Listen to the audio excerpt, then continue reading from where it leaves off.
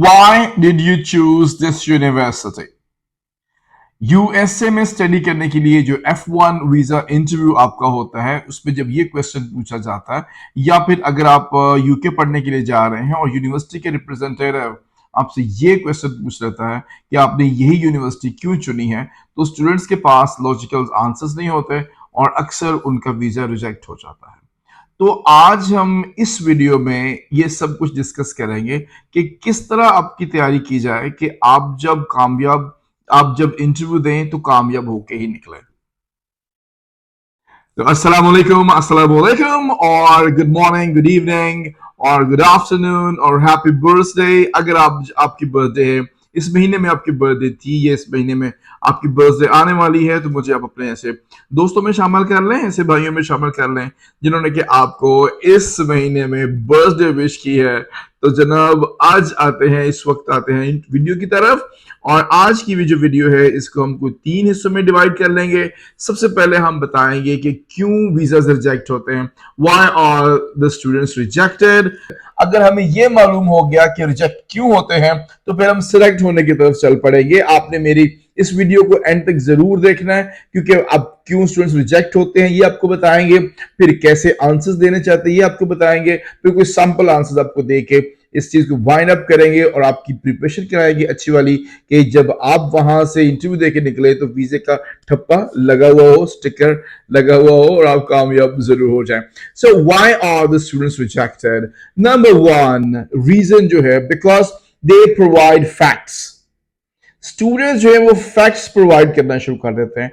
और याद रखिए, अगर आप फैक्ट्स की बात करेंगे तो जो वीजा ऑफिसर है उसे पता है कि फैक्ट्स वेबसाइट पे मौजूद हैं, उसे पता है कि स्टूडेंट्स जो है ना विकिपीडिया से देख सकते हैं। स्टूडेंट्स अक्सर ये गलत इंफॉर्मेशन देना शुरू हो जाते हैं, मतलब ये अननेसेसरी इंफॉर्मेशन है कि 90% जो स्टूडेंट्स हैं जब कामयाब होते हैं तो उनकी जॉब लग जाती है और 20 मिलियन पाउंड जो है वो इसका इंडोमेंट है और 35 एकर्स के ऊपर इसका जो वो एरिया है यूनिवर्सिटी का। तो जनाब याद रखिएगा, अगर आप बोस्टन यूनिवर्सिटी की बात करते हैं, चलिए आप पेंसिल्वेनिया पेन यूनिवर्सिटी की बात कर लेते हैं, तो एक छोटा सा शहर है जिसके अंदर ये पूरी यूनिवर्सिटी है। तो वो डिफरेंट ब्लॉक्स उस शहर के मुख्तलिफ हिस्सों में है, तो वो पेन सिटी कहलाता है। तो आप ऐसी पाकिस्तानी या फैसलाबाद या अपनी कोई ऐसी यूनिवर्सिटी जेन में ना रखें जिसकी बाउंड्री है, तो बहुत बड़ी यूनिवर्सिटी है और आपको एकड़ से क्या बात करनी है, आपको यूनिवर्सिटी का सौदा थोड़ा करने जा रहे हैं,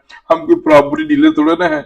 हमने तो ये देखना है कि वो क्या चाहता है। नेक्स्ट जो प्रॉब्लम स्टूडेंट्स के पास आती है वो ये होती है कि स्टूडेंट्स क्रैम करते हैं आंसर को, क्रैम किए होते हैं आंसर, फिर वो उन आंसर को वैसे ही बोलना शुरू कर देते हैं जैसे उन्होंने याद किए होते हैं।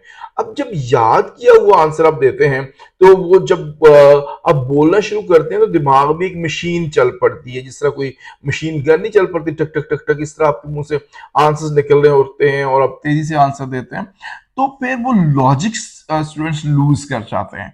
तो अगर आप लॉजिक लूज कर जाएंगे और इतनी अच्छी जगह पर जहां पे आपको कामयाब होके ही वापस आना था, तो फिर नाकामी मुकद्दर बनती है। तो हमें we have to take care of that कि हम लॉजिकल रहें और क्रैम ना किए वो हम। तीसरा जो है वो स्टूडेंट्स जो है वो they are sometimes not sure what to say. कभी उन्हें यही समझ नहीं आती कि क्यों मैंने ये यूनिवर्सिटी जो है वो सिलेक्ट की है, मैं क्यों इस यूनिवर्सिटी के बारे में बात कर रहा हूं, मैंने वो लॉजिक ही नहीं दे पाते, उन्हें क्या कहना ये नहीं पता चलता। नेक्स्ट प्रॉब्लम जो मैंने फाइंड की है, जो मुझे मालूम हुई कि if visa officer asks some question in some other ways the students become fail to refabricate the answer. अगर एग्जामिनर, अगर वीजा ऑफिसर आपसे क्वेश्चन पूछ लेता है कुछ डिफरेंट अल्फाज के जरिए, तो स्टूडेंट्स उसी क्वेश्चन को दूसरे अंदाज से समझने से कासिर रहते हैं, वो रीफैब्रिकेट नहीं कर पाते अपने आंसर को। तो ये है बहुत बड़ी बड़ी वजूहात, जिनमें एक वजह ये है कि स्टूडेंट्स बिकम इलॉजिकल, वो इलॉजिकल से आंसर देते हैं, फैब्रिकेटेड से आंसर देते हैं। तो ये बहुत बड़ी रीजंस हैं जिनकी वजह से स्टूडेंट्स के वीजास नहीं लगते हैं। तो अब आते हैं दूसरे हिस्से की तरफ जिसमें मैं आपको बताऊंगा कि उन्हें करना क्या चाहिए। तो याद रखिए कि answers must be specific to you. आपने जनरल आंसर नहीं देना, बल्कि आपने स्पेसिफिक आंसर देना है। जैसे क्वेश्चन था, why did you choose this university, तो आंसर क्या होना चाहिए, बहुत ही स्पेसिफिक होना चाहिए। All the answers which are not personal और specific to you are actually the bad answers. If you will provide a bad answer, how can you get good result? How can you get the good result with bad answers? तो bad answers bad result ही आपका लेकर आएंगे। तो आपने कोशिश ये करनी है कि ऑर्गेनाइज, डिसिप्लिन्ड और एक फैब्रिकेटेड आंसर आप दे सकें, जो कि आपने वहां इंटरव्यू देने से पहले बनाने हैं खुद से। उनमें क्या क्या चीजें ऐड करनी है वो मैं आपको बताता चलूँ। नंबर वन, जो भी आपने आंसर देना है वो, जैसे मैं बता रहा हूं, बहुत ही पर्सनल और स्पेसिफिक टू यू होना चाहिए। फॉर एग्जाम्पल, अब पहली जो रीजन दे सकते हैं कि one of my friend is also studying in the same university and he recommended this university, not only he but two other friends who were studying in other universities, they also recommended me to get admission in this particular university because of its level of teaching and the support of the students and many more। जो भी आपके जहन में अगली बात आती है वो आप यहां पर ऐड कर सकते हैं। फिर हो सकता है कि आप अगली रीजन बताते वक्त ये कह पाए, क्योंकि आपने अपनी रीजन देनी है, वो सारी फिल्मी रीजंस हम नहीं देने वाले हैं जो कि आपको वेबसाइट से मिलने वाली है।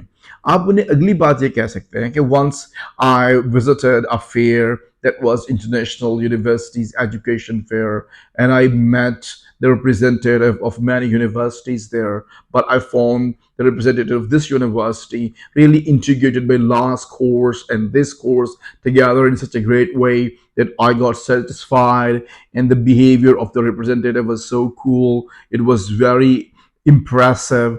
और मैंने ये सोचा कि अगर इसका जो इस रिप्रेजेंटेटिव ऑफ द यूनिवर्सिटी है, इसका जो रवैया इतना इम्प्रेसिव है, इतने ये प्रोफेशनल और लॉजिकल है, तो डेफिनेटली जो यूनिवर्सिटी होगी वो भी इसी तरह से मुझे पढ़ाएगी और मुझे बहुत जल्द कामयाब भी कराएगी। जो तीसरी पोजीशन या तीसरा पॉइंट आप बता सकते हैं वो ये हो सकता है कि कोर्स का जो ड्यूरेशन है वो मैटर करता है। फॉर एग्जांपल, जो दूसरी यूनिवर्सिटीज हैं, फॉर एग्जांपल बूस्टन यूनिवर्सिटी है, ह्यूस्टन यूनिवर्सिटी है, या फिर आप वो जो पेंसिल्वेनिया यूनिवर्सिटी की कंपैरिजन में बता रहे होंगे कि वहाँ की जो यूनिवर्सिटी है, वहाँ जो कोर्स है वो 4 इयर्स का है और मैं तो 3 इयर्स का कोर्स करने जाना चाहता हूँ ताकि मैं जल्दी से अपनी डिग्री कंप्लीट करूं। I want to return back in my country.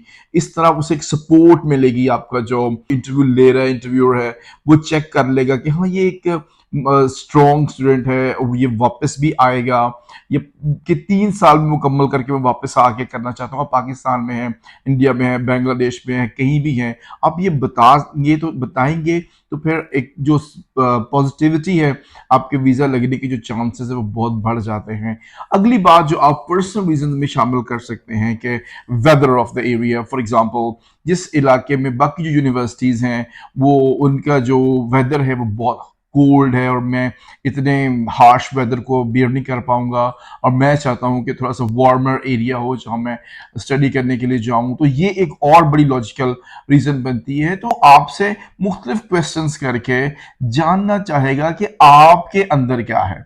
जब कोई एक स्टूडेंट आंसर देना शुरू करता है, उसके आंसर देने के अंदाज से ही पता चल जाता है कि ये क्या करेगा। ये वहां पे स्लिप होगा, वहां पढ़ने के लिए जा रहा है, वहां काम करने के लिए जा रहा है। क्योंकि देखिए, आप वो पहले नहीं है, हम वो पहले स्टूडेंट नहीं होते जो वहां पर टेस्ट देने जा रहे होते हैं। हमसे पहले वो हजारों लोगों के टेस्ट दे चुके हैं और दे आर गुड रीडर्स। वो फेस रीड कर लेते हैं, वो दिमाग रीड कर लेते हैं। तो क्यों ना पहले ही एक बात का ख्याल रखा जाए कि हम अपने जहन को ट्रेंड ही ऐसे करें कि हम वहां पढ़ने के लिए ही जाएंगे, ताकि आप जब वहां बैठे, आपका जो ऑरा है, जो वाइब्स आपसे निकल रही है, वो बहुत ही पॉजिटिव वाइब्स हों और आप वहां पर वो एक पॉजिटिव इम्पैक्ट छोड़कर आए, ताकि वो पॉजिटिव इम्पैक्ट फिर अर्न करे आपके लिए वीजा। और कुछ क्वेश्चंस होते हैं जैसे कि सेम जो कोर्स है वो आपके जो मदर लैंड है, यहाँ की यूनिवर्सिटीज भी ऑफर कर रही हैं, तो यहाँ पर आप वो कोर्स क्यों नहीं कर पा रहे हैं। इस तरह क्वेश्चन आपके पास आ सकता है। अगर आपने किसी लोअर लेवल की अमेरिकन या यूके की यूनिवर्सिटी में अप्लाई किया है, तो फिर इस तरह के क्वेश्चन सामने आते हैं। तो फिर आपने हैंडल करना है कि उस क्वेश्चन को आप किस तरह बता पाएंगे कि वहां पर टीचिंग सिस्टम बेहतर है। अच्छा, कभी ऐसा भी हो सकता है कि आपने आपके कोर्स स्ट्रक्चर के बारे में आपको क्वेश्चन आ जाए, तो आपने बताना है अपने पूरा जो कोर्स है उसको स्ट्रक्चर आपने पढ़ा हुआ हो, आपने याद किया हो, इवन इवन जो प्रोफेसर हैं जो वहां पढ़ा रहे हैं उनके नाम आपको पता हो, और अगर तस्वीर आपने देखी हुई हो तो आपको याद हो कि वो दिखते कैसे हैं।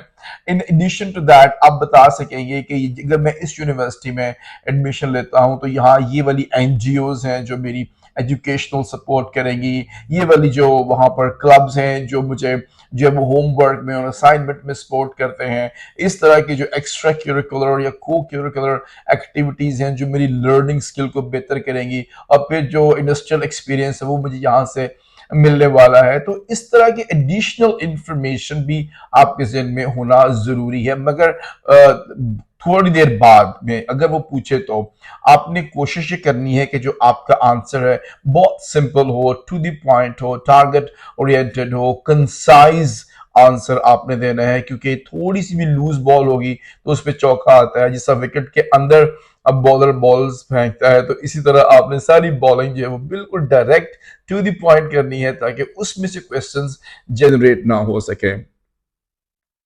अल्लाह ताला आपको कामयाब करे। कामयाबी याद रखिएगा अल्लाह पाक ने आपके मुकद्दर में लिखी हुई है, बस हमने मेहनत करके उसको हासिल करना है। सो अस्सलाम वालेकुम।